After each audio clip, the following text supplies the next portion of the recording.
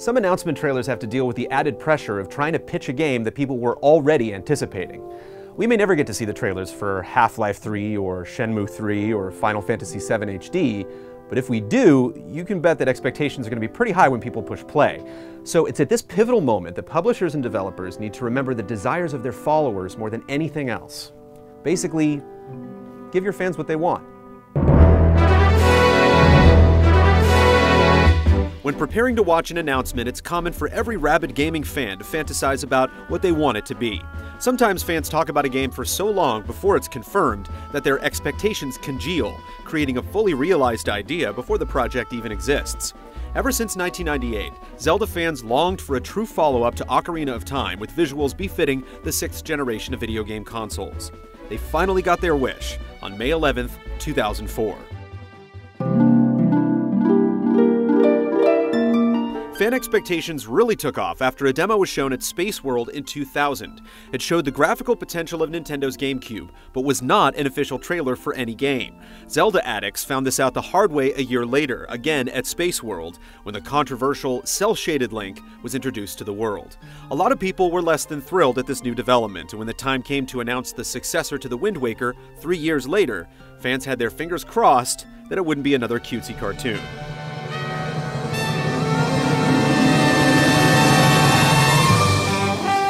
The debut trailer for The Legend of Zelda Twilight Princess, which premiered at E3 in 2004, opens with scenic shots of Hyrule Field and Faron Woods in early stages of development. An army of the goblin-esque Bulblins, some riding boar-like Bulbos, approach as the fiery Hyrule sun sets in the background. Following the shot, in less than 1 second, we're given our first glimpse of the new Link as he and Epona gallop across the Bridge of Eldin, or perhaps the entrance to Hyrule Castle. We're not given a close-up of this 8th iteration of the tunic-clad hero until 25 seconds into the trailer, and only after he draws his sword and blocks the sun behind him. Nintendo knew Link's appearance would be a major sticking point with their most committed Zelda cultists, so they intentionally teased him at a distance until the big triumphant reveal.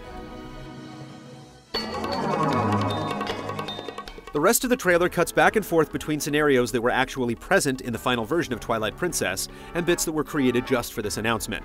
The Bulblins appear to be early in development, as some, including this axe swinger, look unlike any Bulblins in Twilight Princess.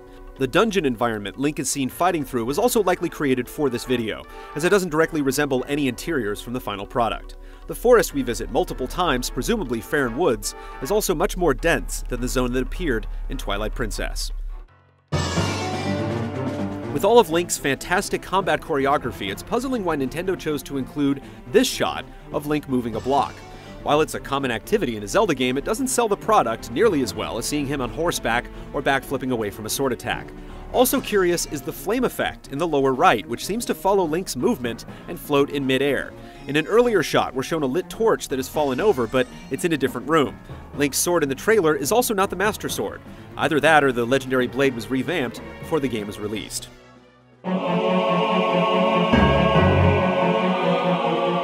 Two scenes in particular were taken directly from the final game. When the young boy Colin is kidnapped by King Bulblin, Link takes to the fields of Hyrule on Epona and knocks Bulblin's army off their steeds, similar to how the horse combat is demonstrated in this first trailer. The only boss we see in the E3 2004 trailer is the Twilight Igniter Fyrus from the Goron Mines dungeon. Fyrus has chains around his ankles in the trailer, which Link grabs to bring him down. Unlike the game, however, the floor is not covered in the blue surface that Link's iron boots can stick to.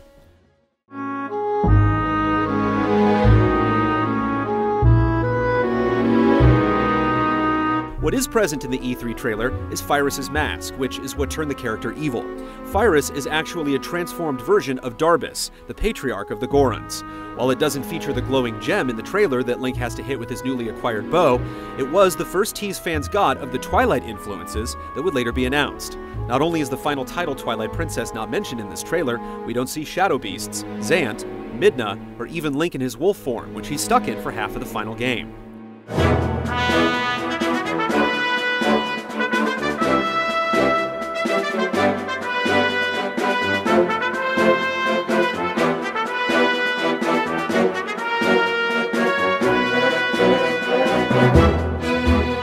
Whether the Twilight elements were fully developed yet or not, excluding these teases from the trailer was a good idea. All fans needed to know at E3 2004 was that The Legend of Zelda was returning to its roots, and that was this trailer's focus. Fans might not have reacted positively to Wolf Link right away. They might have used it as another excuse to dismiss the next Zelda game as some weird experiment. Nintendo knew what their fans wanted, and they created a trailer that was true to the sequel they were making, even if they had to stage a few scenes.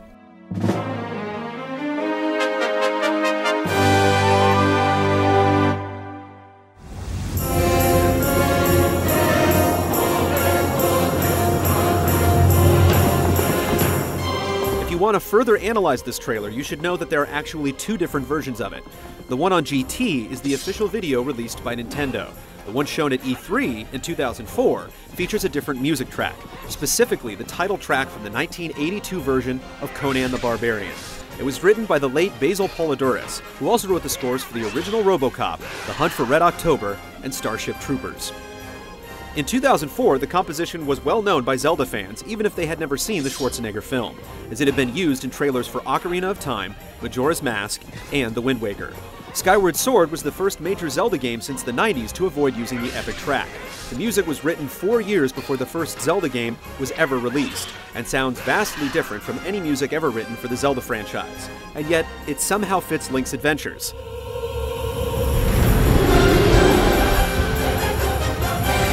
The trailer loses a tremendous amount of energy without it. Using the Conan music is yet another example of Nintendo knowing exactly how to get their audience pumped. Just listen to that E3 crowd.